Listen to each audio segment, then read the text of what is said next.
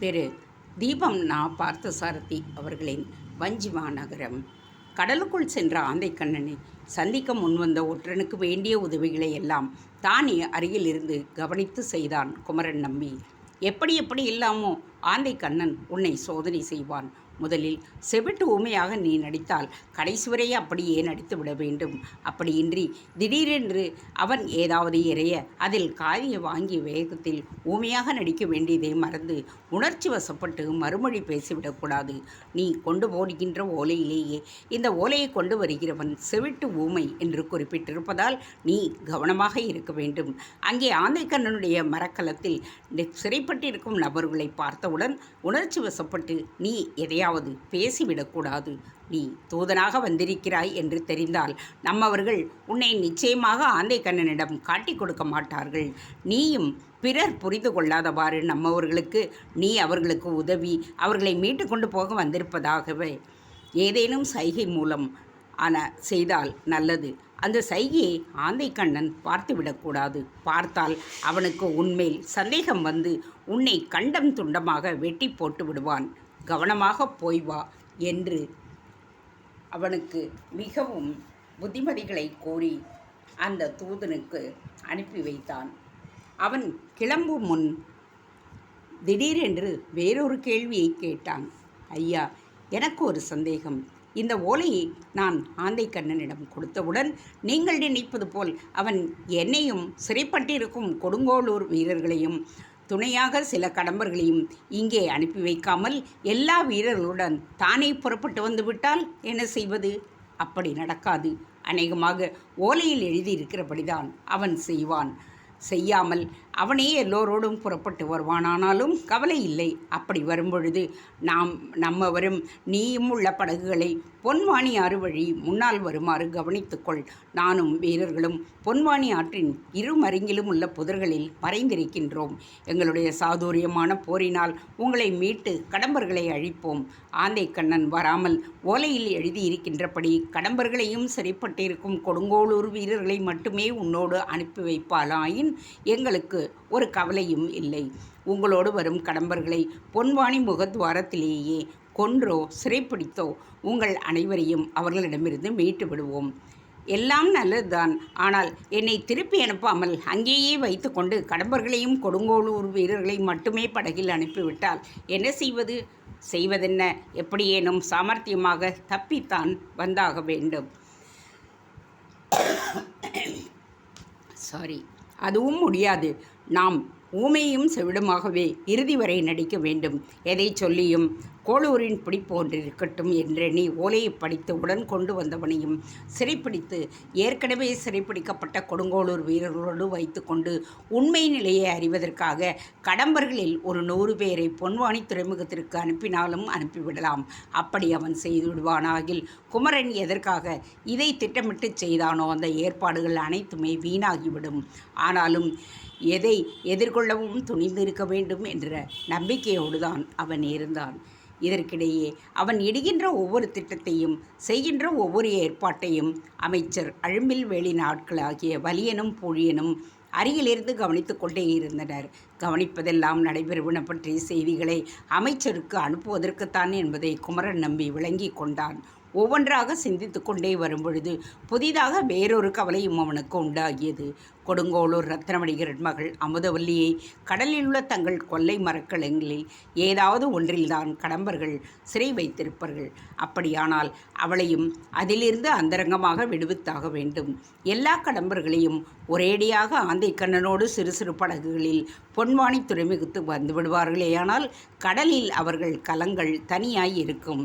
2-3 சேர வீரர்களோடு தானோ வேறு யாரோ அவர் கலங்களை தேடி போனால் அமுதவல்லியை மீட்டு கொண்டு வந்து விடலாம் என்று தோன்றியது. ஆனால் கொடுத்து அனுப்பி இருக்கும் ஓலைக்கு எதிர்விளைவாக ஆந்தைக்கண்ணன் என்ன செய்ய போகிறான் என்பதை பொறுத்து மேற்கொண்டு எதையும் திட்டமிடலாம் போலவும் தோன்றியது. எந்த காரணத்தை கொண்டாவது கடம்பர்கள் அஞ்சி கடலில் பின்வாங்குவார்களேயானால் அவர்கள் தங்கள் மரக்கலங்களை திருப்பிக் கொண்டுதான் விரைந்து ஓடுவார்கள். அப்படி ஓடும் பொழுது மரக்கலங்களில் ஏதேனும் ஒன்றினுள் சிறை வைக்கப்பட்டிருக்கும் அமுதவல்லி கலத்தோடு போக நேரிடலாம். அப்படி நேருவதற்குள் முந்திக் கொண்டு விட வேண்டும். இவ்வளவு அரும்பாடுபட்டும் இறுதியில் என் உயிர் காதலியை நான் இழந்துவிடக்கூடாது என்று நினைத்தான் குமரன் நம்பி. ஆந்தைக்கண்ணனுடைய எதிர்விளைவு எப்படி ஆனாலும் அதற்கேற்ப திட்டங்களை நினைவு வைத்து கொண்ட பின் அவனும் பொன்வானி முகத்துக்குச் சென்று பதுங்கிக் கொண்டிருந்தான். நேரம் ஆக ஆக கவலை அதிகமாகியது. நடு இரவும் கடந்தது. முகத்வாரத்தில் படகுகள் எவையுமே தென்படவில்லை. தாங்கள் எதிர்பார்க்கின்ற நேரத்தை விட்டுவிட்டு எல்லோரும் அயர்ந்த பின் எதிர்பாராத நேரத்தில் திடீரென்று வந்து தாக்கலாம் என்கின்ற எண்ணத்தில் ஆந்தைக்கண்ணன் தாமதம் செய்கின்றானோ என்று தோன்றியது. குமரன் நம்பியைப் போலவே போர் நிலைகளை அறிந்து வேளாவிக்கோ மாளிகைக்கு உடனுக்குடன் அறிவிப்பதற்காக அமைச்சர் அழும்பில்வேலி நாட்களும் பொன்வானி முகத்வாரத்தை புதர்களில் பதுங்கியிருந்தனர். குமரன் பதுங்கியிருப்பதை அவர்கள் பதுங்கியிருப்பதை குமரனும் முதலில் கவனிக்கவில்லை என்றாலும் சிறிது நேரத்தில் இரு சாராருமே சந்திக்கும்படி நேர்ந்துவிட்டது. முதலில் வலியன் தான் குமரன் நம்பியிடம் பேசினான். கடம்பர்களிடமிருந்து தப்பி வந்ததற்காக படைத்தலைவருக்கு தமது மனம் நிறைந்த பாராட்டுதல்களை தெரிவிக்குமாறு கூறி அனுப்பியிருக்கிறார் அமைச்சர் பெருமான். இதில் என்னை பாராட்டுவதற்கு எதுவுமே இல்லை. சந்தர்ப்பம் ஒத்துழைக்காமல் போயிருந்தால் நானே தப்பியிருக்க முடியாது. நான் தப்பி வந்துவிட்டாலும் என்னோடு சேர்ந்து சிறைப்பட்ட கொடுங்கோளூர் வீரர்கள் இன்னும் கடம்பர்களின் கொல்லை மரக்கலையிலேதான் சிறைப்பட்டு வாடுகிறார்கள். அவர்களை இனியும் காலதாமதமின்றி மீட்க வேண்டும். இல்லாவிட்டால் என் உயிருக்கு ஆசைப்பட்டு நான் மட்டும் தப்பிவிட்டேன் என்பதாக எண்ணி அவர்கள் மனம் குமுற நேரிடும். இந்த நிலைகள் எல்லாம் தெளிவாக வேளாவிக்கோ மாளிகைக்கு அறிவிக்கப்பட்டிருக்கின்றனவா இல்லையோ எனக்கு தெரியாது என்று குமரன் நம்பி கூறியவுடனேயே அவனுக்கு மறுமொழி கூறாமல் வலியனும் பூழியனும் தமக்குள் ஒருவரை முகத்தை ஒருவர் பார்த்து கொண்டனர். சிறிது நேரம் மௌனத்திற்கு பின் குமரன் நம்பியை நோக்கி, கொடுங்கோளூர் வீரர்களையும் காப்பாற்ற வேண்டும், ரத்தின வணிகர் மகள் அமுதவள்ளியையும் தேடி பிடித்து காப்பாற்றி மீட்டி வர வேண்டும் என்பதை அதற்குள் மறந்துவிட்டீர்களா படைத்தலைவரே என்று இருவரும் கேட்டனர். குமரன் நம்பி உடனே சிறிதும் தயங்காமல், ஒருவேளை நான் மறந்துவிட்டாலும் கொடுங்கோளூர் ரத்னமணிகர் மகள் அமுதவல்லியை பற்றி எனக்கே அடிக்கடி நினைவூட்டுவதற்கு நீங்கள் இருவரும் இருக்கும் பொழுது நான் ஏன் கவலைப்பட வேண்டும் என்று குறும்புத்தனமாக சிரித்து கொண்டே கூறினான். படைக்கூட்டத்து தலைவனான அவன் அவ்வாறு கூறியதை அவர்களும் தவறாக எடுத்துக்கொள்ளவில்லை. ஒரு பேச்சுக்காக இப்படி மறுமொழி சொல்கிறீர்கள் என்று நினைக்கிறோம் படைத்தலைவரே. உண்மையிலேயே உங்கள் இதயம் இவற்றையெல்லாம் அவ்வளவு எளிதாக மறந்துவிட முடியுமா என்ன? பதிலுக்கு வினவினர் அவர்கள். அதற்கு பின் குமரன் நம்பி அவர்களிடம் எதுவும் பேசவில்லை. கீழ்த்திசை வெளுத்து விடிந்து விடுமோ என்று பயப்படும் அளவுக்கு நேரம் ஆகிக்கொண்டிருந்தது. போன படகுகளோ ஏன் இன்னும் திரும்பவில்லை என்று குமரன் நம்பிக்கு சந்தேகம் தட்டியது. ஓலையை எடுத்துச் சென்ற செவிட்டு ஊமை என்ன ஆனான், அவனுக்கு என்ன நேர்ந்தது என்பதை பற்றியெல்லாம் ஒன்றும் தெரியாதது கவலைக்கிடமாக இருந்தது. அந்த வேளையில் பொன்வானி முகத்தின் துடுப்புகள் நீரை அலையும் ஒளி கேட்கத் தொடங்கியது. எல்லோரும் செவிகளை திட்டிக்கொண்டு கேட்கலாயினர். புதரில் மறைந்திருந்த வீரர்களை எழுச்சியோடும் உணர்ச்சியோடும் இருக்குமாறு வேண்டினான் குமரன் நம்பி. எல்லாம் குமரன் நம்பி எதிர்பார்த்தபடியே நடந்திருந்தது. ஆனால் முற்றிலும் எதிர்பாராததொரு மாறுதலும் இருந்தது. முகத்வாரத்தில் புகுந்து வருகின்ற படகுகள் கண்ணுக்கு தென்பட்டதும் தான் அந்த மாறுதல் புரிந்தது. வந்த படகில் அவள் எதிர்பாராத விதத்தில் அணிவகுப்பு இருந்தது. ஆந்தைக்கண்ணனிடம் சிறைப்பட்டிருந்த சேரநாட்டு வீரர்களிடமிருந்து தன்னை நோக்கி பழிவராமலே இருப்பதற்காக இந்த ஏற்பாட்டை குமரன் நம்பி செய்திருந்தான். ஆனால் இப்பொழுதும் அந்த பழிவராமல் காப்பாற்றிக் கொள்ள அரிய முயற்சி செய்ய வேண்டிய நிலையில்தான் அவன் இருந்தான். முகத்வாரத்திற்கு வந்த படகுகள் திரும்ப வந்திருந்த சேரநாட்டு வீரர்களின் எண்ணிக்கைக்கு அதிகமாகவே கடம்பர்களை ஏற்றியிருந்தனர். எனவே கடம்பர்களை அழிக்கவும் கொடுங்கோளூர் வீரர்களை காப்பாற்றவும் ஒரே சமயத்தில் உபாயம் தேட வேண்டியிருந்தது. பொன்வானிக்கரையில் இருமருங்கும் புதர்களில் மறைந்திருந்த சேரநாட்டு வீரர்கள் முகத்வாரத்திற்குள் முன்னேறும் படகை பார்த்து என்ன செய்வது என்று குமரன் நம்பி சைகையை எதிர்பார்த்து காத்திருந்தனர். படகில் வருகின்றவர்கள் கடம்பர்களை மட்டும் தனியே பிரித்து தாக்குவதா, அம்பு செலுத்துவதோ சாத்தியம் என்று தோன்றவில்லை. அப்படியே ஒவ்வொருவராக தேடி குறிவைத்து கடம்பர்கள் மேலே அம்பு செலுத்தி விடலாம் என்றாலோ அதன் விளைவாக உடனிருக்கும் கொடுங்கோளூர் வீரர்களுக்கு கடம்பர்களிடமிருந்து என்னென்ன கெடுதல்கள் உண்டாகுமோ என்ற தயக்கமும் பிறந்தது. இந்த நிலையில் தயக்கத்துடன் கூடிய வினாடிகள் நகர்ந்து கொண்டிருந்தன. படகும் நெருங்கிக் கொண்டிருந்தது. முடிந்தவரை சாதுரியமாக நிலைமையை எதிர்கொள்ள விரும்பினான் குமரன் நம்பி. படகில் உள்ள கடம்பர்களிடம் ஆயுதங்கள் இருந்தன. கொடுங்கோளூர் வீரர்களிடம் ஆயுதங்கள் எதுவும் இல்லை. கடம்பர்களிடம் சிறைப்பட்டவர்கள் என்கின்ற முறையில்தான் இன்னும் அவர்கள் இருந்தனர். தான் கடலுக்குள் அனுப்பி இந்த சிவிட்டூமை ஒற்றன் படகில் திரும்பி வரவில்லை என்பதை குமரன் நம்பி கவனித்திருந்தான். படகில் இருந்த கொடுங்கோளூர் வீரர்கள் சூழ்ந்த முரட்டு கடம்பர்கள் ஆயுதங்களோடு அமர்ந்ததனால் அவர்களை எதிர்த்து தாக்கவோ எவரையும் தாக்காமலே கொடுங்கோளூர் வீரர்களை மட்டும் மீட்கவோ முடியாமல் இருந்தது. படகில் இருந்து கடம்பர்களின் கண்களிலும் முகத்திலும் தெளிவான நம்பிக்கை எதுவும் தெரியவில்லை. செவிட்டூமை ஒற்றனை நம்பாமல் அவனை தன்னிடமே வைத்து கொண்டு கொடுங்கோளூர் வீரர்களை அனுப்புவது போல் அனுப்பி அவர்களுக்கு காவலாக கடம்பர்களையும் சேர்த்து அனுப்பி இருப்பதால் ஆந்தைக்கண்ணன் முழு நம்பிக்கையோடு எதையும் செய்யவில்லை என்று குமரன் நம்பியால் அனுமானம் செய்து கொள்ள முடிந்தது. தன்னால் அனுப்பப்பட்ட செவிட்டூமை ஒற்றனை எப்பொழுது ஆந்தைக்கண்ணன் திருப்பி அனுப்பவில்லையோ அப்பொழுதே அந்த ஒற்றன் அவன் முழுமையாக நம்பவில்லை என்பதையும், ஒற்றனின் ஓலையிலிருந்த செய்தியையும் முழுமையாக நம்பவில்லை என்பதையும் உய்த்து உணர முடிந்தது. கொடுங்கோளூர் வீரர்களையும் உடன் வைத்து கொண்டு படகில் பொன்வானை முகத்தின் வழியாக முன்னேறும் அந்த வேளையில் கடம்பர்களின் மனநிலை என்னவாக இருக்கும் என்பதை எண்ணி பார்க்க முயன்று கொண்டிருந்த கொடுங்கோளூர் பாய்க்கோட்டத் தலைவன் வழிபாடுகளை காட்டுவதற்காக சேரநாட்டு வீரர்களின் துணைகளோடு நம் படைகளைச் சேர்ந்த கடம்பர்களையும் சேர்த்து இரவு பொன்வானி ஆற்று முகத்வாரத்தின் வழியே நகருக்குள் அனுப்பவும் இங்கு யாவரும் நமக்கு உறுதியான தன்னிலையில் உள்ளனர். இந்த ஓலையை கொண்டு வருபவன் ஒரு செவிட்டு ஊமை. குமரன் நம்பி நமக்கு மிகவும் துணையாகி இருக்கின்றான். இந்த ஓலையை கொண்டு வருபவன் மேலும் என்மேலும் சந்தேகம் ஏற்படாமல் இருப்பதற்காக இதை தாங்கள் இங்கு வந்த அதே படகில் அனுப்புகிறேன் என்று தான் அனுப்பியிருந்த ஓலையின் செய்தியை மீண்டும் நினைவு கூர்ந்தான். படகில் உள்ளே வந்து கொண்டிருப்பவர்கள் தங்களை குமரன் நம்பியை எதிர்கொண்டு வரவேற்பான் என்று எதிர்பார்க்கவும் கூடும். அதே வேளையில் படகில் உடன் வரும் சேரநாட்டு வீரர்களோ ஒன்றும் புரியாமல் தயங்கக்கூடும். குமரன் நம்பியை பொன்வானி முகத்வாரத்தில் எதிர்கொண்டு வரவேற்பான் என்று எதிர்பார்த்தபடியே படகில் வரும் ஆந்தைக்கண்ணின் வீரர்களுக்கு யாருமே தங்களை எதிர்கொள்ளாத நிலையை வியப்பை ஏற்படுத்தியது.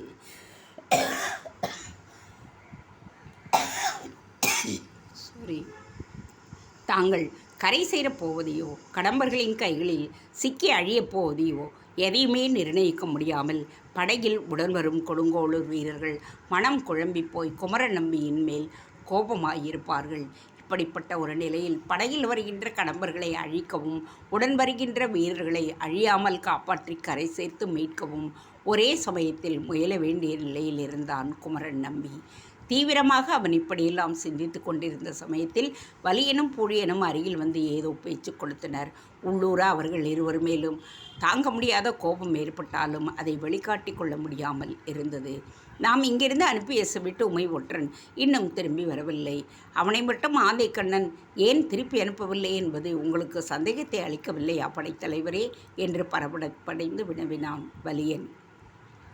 ஒற்றன் ஏன் திரும்பி வரவில்லை என்று கவலைப்படுவதை விட வந்திருப்பவர்களில் நமக்கு வேண்டியவர்களை எப்படி காப்பாற்றி கரை சேர்ப்பது என்பதை பற்றி கவலைப்படுவது பயனுள்ளதாக இருக்கும். நேரமாகிறது. பொழுது நன்றாக விடிந்து விட்டது. படகு உள்ளே வர இங்கு நிலவும் மயான அமைதியை பார்த்து அவர்கள் மனதில் சந்தேகம் அதிகமாகும் தவிர குறையப் போவதில்லை. படையில் உள்ள ஆந்தைக்கண்ணனின் வீரர்களைத் தவிர நம்முடைய வீரர்களுக்கும் சந்தேகம் உண்டாவதை இனிமேல் தவிர்க்க முடியாது. எனவே நிலைமையை தந்திரமாக எதிர்கொண்டு என்னென்ன செய்ய வேண்டாம் என்று தான் யோசித்து வருகின்றேன் என்று அவர்கள் இருவருக்கும் குமரன் நம்பிய கூறிய பதிலில் அவனுடைய கோபம் மெல்ல ஒலித்தது. அதற்காக கேட்கவில்லை படைத்தலைவரே. அமைச்சர் பெருமான் இங்கு நிகழும் நிகழ்ச்சிகளை தெரிந்து கொண்டு ஆவலாக இருப்பார். அவருக்கு செய்தி சொல்லி அனுப்பத்தான் உங்கள் உள்ள கிடக்கையை வினவினோம் என்று தனிவான குரலில் பதில் கோரினான் பூழியன். அவர்கள் இருவரும் இவ்வாறு அடிக்கடி அமைச்சர் பெருமானின் பெயரை நினைவீட்டுக் கொண்டிருப்பதையும் குமரன் நம்பி விரும்பவில்லை. ஆனால் மறுமொழி எதுவும் கூறாமல் மேலே ஆக வேண்டிய காரியத்தை செயல்படுத்தலானான் அவன்.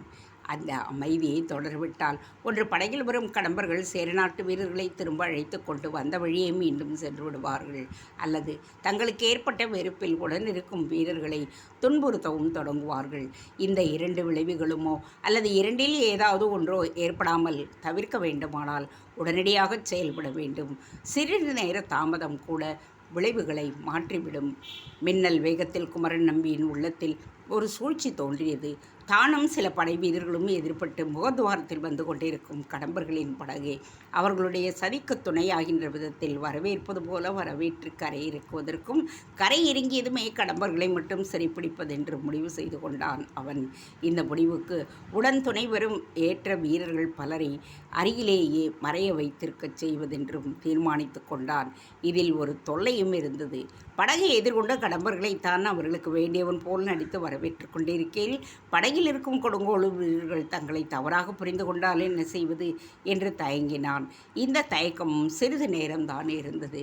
குமரன் நம்பியின் மனம் துணிந்து விட்டது. அந்த நாடகத்தை நடித்தே தீர வேண்டிய நிலையில் தான் இருப்பதை அவன் உணர்ந்தான். தன்னுடன் வரவேண்டிய வீரர்களுக்கும் வலியன் பொழியன ஆகியோருக்கும் திட்டத்தை விளக்கிவிட்டு செயலில் இறங்கினான் குமரன் நம்பி. அவனுடன் அந்த நயவஞ்சக நாடகத்துக்கு நடிக்க இருந்த சில வீரர்களும் புதர்களில் வெளிப்பட்டு தோன்றினர். குமரன் நம்பி முன்னால் நடந்து சென்று கரையில் நின்றபடியே படகை நோக்கி புன்முறுவல் பூத்தான். வரவேண்டும் வரவேண்டும் நண்பர்களே, ஆந்தை கண்ணனின் திட்டத்துக்கு நன்றியோடு உதவி செய்ய நாம் சேர்ந்து பாடுபடுவோம். இன்னும் சிறிது நேரத்தில் இந்த கொடுங்கோளூர் கடம்பர் வசமாகிவிடும் என்று இறைந்த குரலில் படகோட்டியை நோக்கி கத்திய பொழுது படகில் இருந்த கடம்பர்களின் முகத்தில் மலர்ச்சியும் கொடுங்கோளூர் வீரர்களின் முகத்தில் சீற்றமும் தோன்றலாயின. அதை குமரன் நம்பி கவனிக்க தவறவில்லை. படகு கரையை நெருங்கிற்று. ஒவ்வொருவராக தயங்கியபடியே கரையில் இறங்கினர். கடம்பர்களை ஒரு ஓரமாகவும் ஆந்தைக்கண்ணனின் கப்பலிலிருந்து சிறை மீட்டு வந்த கொடுங்கோளூர் வீரர்களை ஒரு ஓரமாகவும் கரையில் பிரித்து நிறுத்தினான் குமரன் நம்பி. அப்படி இரு சாராரையும் பிரித்து நிறுத்துவது கடம்பர்களின் மனதில் உடனடியாக எந்தவிதமான சந்தேகத்தையும் உண்டாக்கிவிடக்கூடாது என்று கருதி, இந்த சேர வீரர்கள் நம்மிடம் சிறைப்பட்டவர்கள் ஆகையால் இவர்களை தனியே பிரித்து பாதுகாக்க வேண்டும். பாருங்கள், இப்பொழுது இவர்களை என்ன செய்ய போகிறேன் தெரியுமா? தப்பி ஓடாமல் இவர்களை பிடித்து கட்டி போடவும். என் ஆட்கள் சுற்றிலும் ஆயுத பாணிகளாக மறைந்திருக்கச் செய்திருக்கின்றேன். அவர்களை இதோ இந்த வினாடியே கைத்தட்டு அழைத்து வரச் செய்கிறேன். அவர்கள் வந்து அடக்கினால்தான் இவர்களுடைய ஒட்டமானது கொஞ்சமாவது அடங்கும் என்று கூறியபடியே 2 கைகளையும் சேர்த்து தட்டி ஒலி எழுப்பினான் குமரன் நம்பி. அடுத்த வினாடி அந்த ஒலியில் விளைவாகச் சுற்றிலும் இருந்த புதர்களில் இருந்து 100கணக்கான கொடுங்கோளூர் வீரர்கள் திரண்டு வந்தனர். அப்படி ஓடி வந்தவர்கள் முற்றிலும் எதிர்பாராத வண்ணம் கடம்பர்கள் நின்று கொண்டிருந்த பக்கமாக திரும்பி விரைந்து வந்து அவர்களை வளைத்து கொண்டனர். கடம்பர்களோ புதர்களில் இருந்து வரும் சேர வீரர்கள் தங்களை ஒன்றும் செய்யப்போவதில்லை என்கின்ற எண்ணத்தில் எந்தவிதமான முன்னெச்சரிக்கையும் இன்றி நின்று கொண்டிருந்தனர். இப்படி ஒரு தாக்குதலே எதிர்பாராத கடம்பர்கள் அனைவரும் கொடுங்கோளூர் வீரர்களிடம் சிறைப்பட நேர்ந்தது. எப்படி என்னுடைய தந்திரம் உங்களை ஆபத்தின்றி மீட்கவே இப்படி ஒரு தந்திரம் செய்தேன் என்று கூறியபடியே புன்முறுவல் பூத்த முகத்தோடு ஆந்தைக்கண்ணனிடமிருந்து சிறைமீட்டு வந்த தன் நண்பர்களை நெருங்கினான் படைக்கோட்டத் தலைவன் குமரன் நம்பி. இப்படி ஒரு திருப்பம் இதில் நிகழும் என்பதை நாங்களே கூட நம்ப முடியாதபடி செய்து விட்டீர்கள். எங்களை பொறுத்த வேண்டும் நண்பரே. படைத்தலைவரே, ஆந்தைக்கண்ணனுடைய மரக்கலத்திலிருந்து நீங்கள் தப்பி வந்த வினாடியிலிருந்து இந்த வினாடி வரை எங்கள் மனதில் இருந்த சந்தேகங்கள் யாவும் இப்போதுதான் நீங்கின. உங்கள் தந்திரங்களை அப்பொழுதே புரிந்து கொள்ளாமல் போனதற்காக நாங்கள் பெரிதும் வருந்துகிறோம் என்று அவர்கள் குமரன் நம்பியிடம் மன்னிப்பு கேட்டனர். குமரன் நம்பியோ அவர்கள் ஒவ்வொருவரையும் தனித்தனியாக பெயர் சொல்லி அழைத்து அன்புடனும் கருணையுடனும் உரையாடலானான். அவர்களும் அவனை அன்புடன் எதிர்கொண்டனர். சிறைப்பட்ட கடம்பர்களை சிறையில் அடைத்தும் சிறை மீட்கப்பட்ட சேர வீரர்களுக்கு உண்டாட்டு நிகழ்த்தியும் கொண்டாடி கொண்டிருந்த குமரன் நம்பி மறுநாள் படை வீரர்கள் கடலில் புகுந்து ஆந்தைக்கண்ணனை வளைக்க திட்டமிட்டான். கடம்பர்களில் பலரை சாதுரியமாக பொன்வானி துறைமுகத்திற்கு அழைத்து பிடித்து விட்டாலும் குமரன் நம்பியின் முதன்மையான நோக்கம் என்னவோ இன்னமும் நிறைவேறாமல் தான் இருந்தது. ஆந்தை கண்ணனிடம் சிறைப்பட்டுவிட்ட ரத்தினவணிகர் மகள் அமுதவல்லியை மீட்க வேண்டும் என்பதே அவனுடைய நோக்கமாக இருந்தும் அந்த உயிர் நோக்கம் இந்த வினாடி வரை நிறைவேறவில்லை. அதற்கான வழிகளை சிந்தித்து சிந்தித்து முடிவில் ஆந்தை கண்ணன் மேல் படையெடுத்து அவனுடைய மரக்கலங்களை மறித்துதான் சோதனையிடுவதென்று முடிவு வந்திருந்தான். ஆனால் அதற்கு முன் ரத்தினவணிகர் வீட்டிலும் ரத்தினவணிகர் வீதியிலும் அவன் அந்தரமாக அறிந்து கொள்ள வேண்டிய சில செய்திகள் இருந்தன. அவற்றை அறிவதற்கு அவன் முயன்றான். காலதாமதத்தால் வரும் விளைவுகளையும் அவன் சிந்தித்து வைத்திருந்தான். இந்த வேளையில் மீண்டும் உடனே வஞ்சிமாநகருக்கு வந்து தன்னை சந்திக்குமாறு அமைச்சர் அழும்பில்வேல் அழைத்து விட்டார். மீண்டும் வேளாவிக்கா மாளிகையில் நுழைவதற்குரிய தைரியத்தை அவன் தனக்குள் நிரப்பிக்கொள்ள வேண்டியிருந்தது. அமைச்சர் அழும்பில்வேலை சந்திக்கச் செல்லாது இருந்தால் அதுவரை ஆந்தை கண்ணனை விளைப்பதற்காக கடலுக்குள் செல்வதை தள்ளி வைக்க வேண்டி இருக்குமே. அப்படி தள்ளி வைப்பதால் தான் ஆந்தை கண்ணனை நோக்கி செல்ல பொன்வானி துறைமுகத்தின் வழியே கொடுங்கோளூரையும் தன்னையும் தேடி வரக்கூடிய நிலை ஏற்பட்டுவிடக்கூடாதே என்ற பயம் அவனுக்கு இருந்தது. அமைச்சரின் கட்டளையை அறவே மறுத்து ஒதுக்கவும் அவனுக்கு துணிவில்லை. தன்னுடனேயே சுற்றி கொண்டிருந்து மகாமண்டலேஸ்வரருக்கு இணையாக அமைச்சருக்கு அடிக்கடி கொடுங்கோளூர் நிலைமைகளை சொல்லி வரும் வலியன் பூழியன் ஆகிய இருவர் மேலும் அவனது சினம் திரும்பியது. சினம் கொண்டு அவர்களை அவனால் ஒன்றும் செய்துவிட முடியாதென்றாலும் அமைச்சர் அழுத்த அனுப்ப காரணமாக ஏதாவது ஒரு செய்தியை கொடும்பாளூரிலிருந்து வேளாவிக்க மாளிகைக்கு வந்திருக்க முடியுமானால் அது வலியனும் பூழியனாலும் தான் வந்திருக்க வேண்டும் என்பதை குமரன் நம்பி அனுமானித்து தெரிந்து கொள்ள முடிந்தது. எவ்வளவுக்கு எவ்வளவு விரைவாக வேளாவிக்கா மாளிகைக்கு சென்று திரும்புகின்றோமோ அந்த அளவுக்கு விரைவாக மற்ற காரியங்களை கவனிக்கலாம் என்று தோன்றவே உடனே அவன் வஞ்சிமா நகரத்துக்கு பயணம் புறப்பட்டான். அந்த புரவி பயணத்தை தொடங்கும் பொழுது முன்மாலை நேரம். முன்னிரவு நேரத்திற்குள் அமைச்சரை கண்டு பேசிவிட்டு நள்ளிரவுக்குள் மீண்டும் கொடுங்கோளூருக்கு திரும்ப எண்ணியிருந்தான் அவன். என்ன காரணத்தினாலோ அவன் கொடுங்கோளூருக்கு புரவி பயணம் புறப்பட்ட அந்த வேளையில் அமைச்சர் பெருமானின் அந்தரங்க ஊழியர்களான வலியனும் பூழியனும் உடன் புறப்படாமல் கொடுங்கோளூரிலேயே தங்கிவிட்டனர். இது குமரன் நம்பியின் மனதில் சந்தேகத்தை உண்டாக்கியது. தன்னை வேளாவிக்கோ மாளிகைக்கு அனுப்பிவிட்டு அவர்கள் இருவர் மட்டும் கொடுங்கோளூரில் தங்குவதென்றார். அந்த மர்மம் என்ன என்று தன்னால் ஆன மட்டும் சிந்தித்தும் புரிந்து கொள்ள முடியவில்லை குமரன் நம்பியால். முடியாத காரியமாகவே போயிற்று அது. கொடுங்கோளூரையும் கோநகரமான வஞ்சிமா நகரையும் இணைக்கின்ற நெடுஞ்சாலையில் இயல்பை மீறிய அமைதி நிலவியது. இயல்பாக வழக்கமான போக்குவரத்தோ மக்கள் நடமாட்டமோ அந்த சாலையில் இல்லை. அமைதி அமைதி. அது புதிதாகவும் பெரியதாகவும் இருந்தது. ஏதோ ஒரு பயம் அல்லது இயல்பற்ற நிலை நாடு முழுமையும் பற்றி ஆட்டிக்கொண்டிருப்பதை அவன் உணர முடிந்தது. ஒரு வகையில் அந்த அமைதி அவனுக்கு பயன்பட்டது. புரவியை மிக வேகமாக செலுத்தி சேரநகரத்தை குறுகிய நேரத்தில் அடைவதற்கு அந்த அமைதி உதவுவதாகத்தான் இருந்தது. வேளாவிக்கோ மாளிகைக்கு அதற்கு முந்தைய முறை செல்ல நேர்ந்த சூழ்நிலை வேறு, இன்று செல்கின்ற சூழ்நிலை வேறு. இதை நினைத்த பொழுது சென்ற முறையை விட இந்த முறை அது இன்னும் சூழ்ச்சியையும் அந்தரங்களுக்கும் அதிகமாகிவிட்ட இடம் போல் மனதிற்குள் ஒரு பிரமை ஏற்பட்டது. தேங்க்ஸ் ஃபார் வாட்சிங். Please subscribe.